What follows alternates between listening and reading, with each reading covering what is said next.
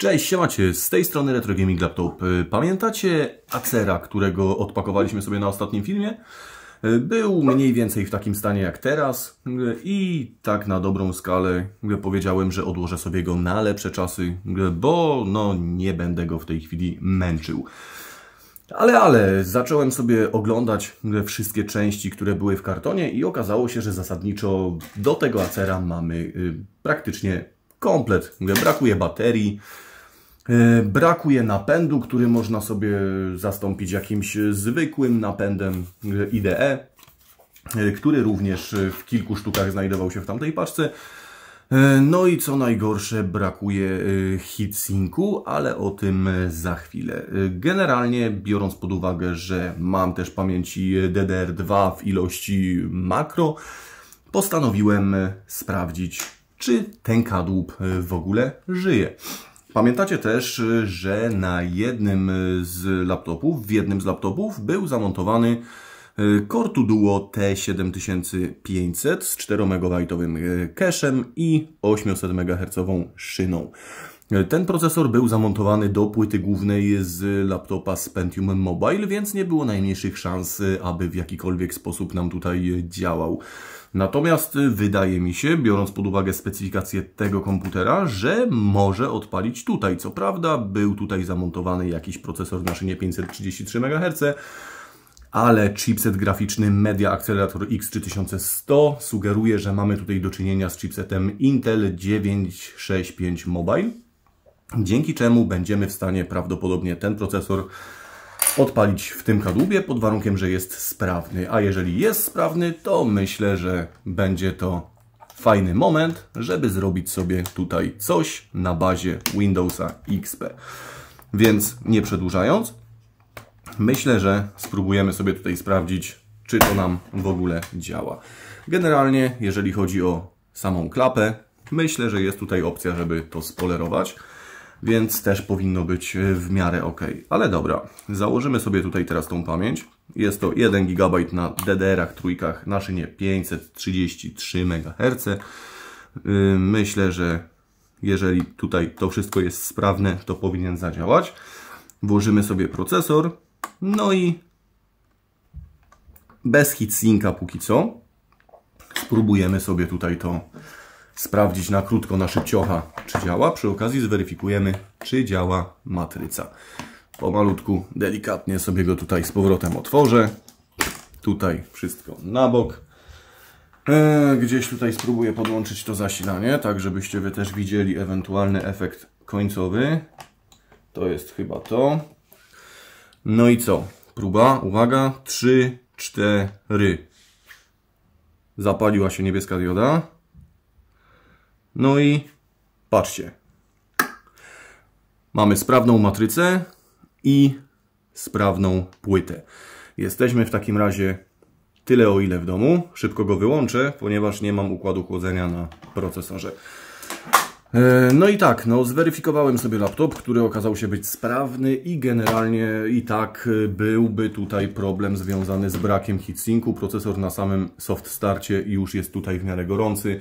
Więc no cóż, wychodzi na to, że i tak poczeka sobie na troszkę lepsze czasy. Myślę, że poszukam jakiegoś heatsinku na portalach aukcyjnych. Być może będę miał szczęście i coś się znajdzie. A few moments later. Witajcie po przerwie. Przeszukując portale aukcyjne, udało mi się znaleźć aukcję, którą właśnie widzicie w tej chwili na ekranie. Dałem za ten sprzęt złotych 50 z opisem, że jest niesprawny i generalnie brakuje w nim dysku, pamięci RAM i matrycy, jak widać na załączonym zdjęciu. Generalnie, cóż, zaryzykowałem, stwierdziłem, że 50 zł to jeszcze nie są wszystkie pieniądze, a fajnie by było odbudować tego sprawnego Acera. Nie wiedziałem, czy w środku jest heatsink, natomiast kto nie ryzykuje, ten nie pije szampana, więc dziś mam ten sprzęt we swojej ręce i jak widzicie, mamy tutaj cały układ chłodzenia, dzięki czemu być może uda się nam to tutaj odpalić. Sam laptop jest w fajnym stanie, ta klapa wymaga tylko delikatnego przepolerowania, myślę, że nawet zamienię sobie tą na tamtą. W środku jest jak najbardziej wszystko super. Tylko teraz pozostaje pytanie, czy ta płyta główna, która jest w nim zamontowana, jest sprawna.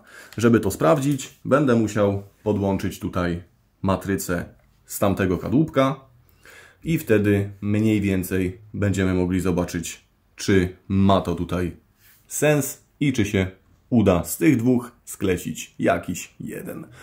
Więc nie przedłużając, spróbujmy to tutaj podłączyć i zobaczyć, jaki będziemy mieli efekt końcowy.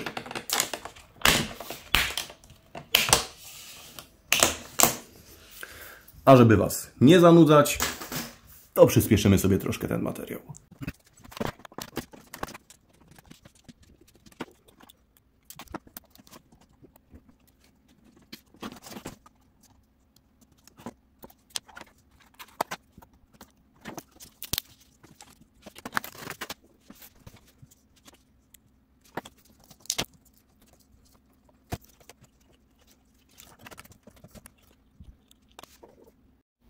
No i okej, mamy podłączone na krótko tutaj wszystko. Jak widać, odpalił sam z siebie, więc nie wiem, czy to dobrze.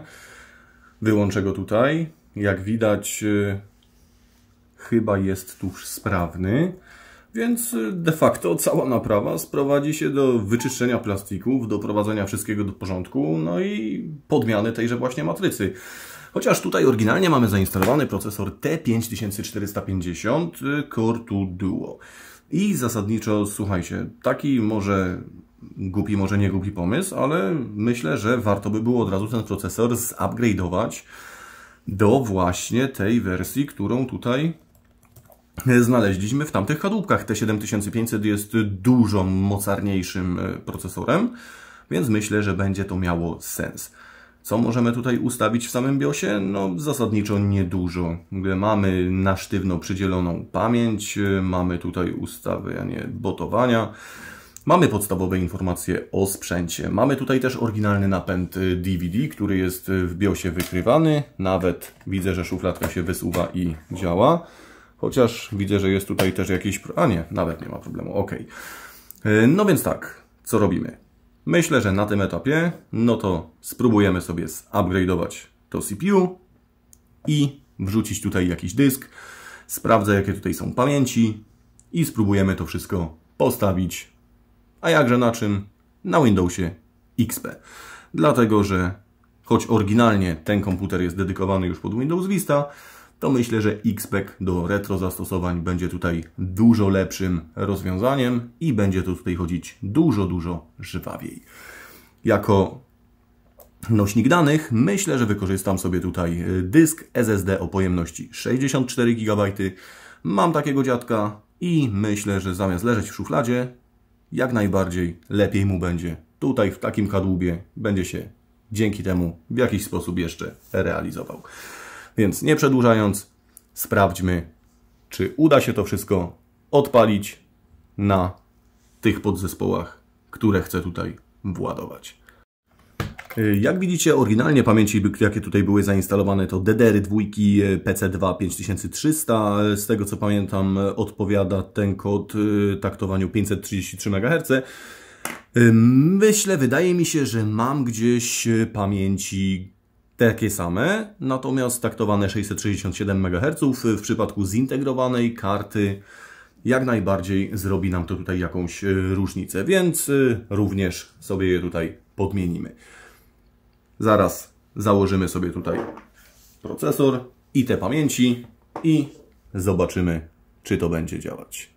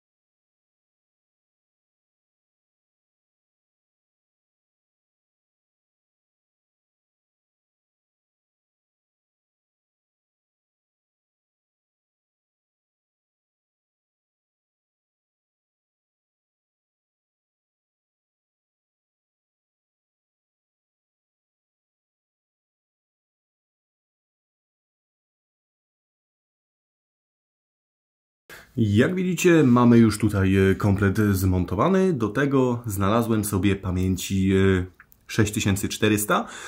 Co za tym idzie, są to DDR-y dwójki na szynie 800 MHz. Da nam to o tyle, że tak naprawdę zmaksymalizujemy tutaj możliwości karty zintegrowanej grafiki.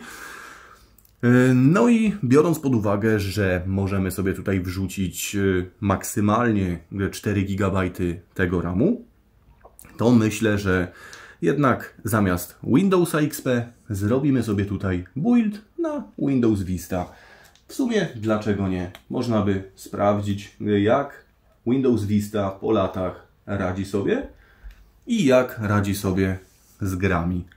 Myślę, że będzie to jakiś taki smaczek. Nie było jeszcze Windows Vista tutaj na kanale, a generalnie wbrew obiegowej opinii ja wcale źle tego systemu jakoś specjalnie nie wspominam. Zanim jednak to nastąpi, sprawdzimy sobie, czy to wszystko tutaj nam działa. I uwaga, chwila prawdy, podłączamy zasilanie.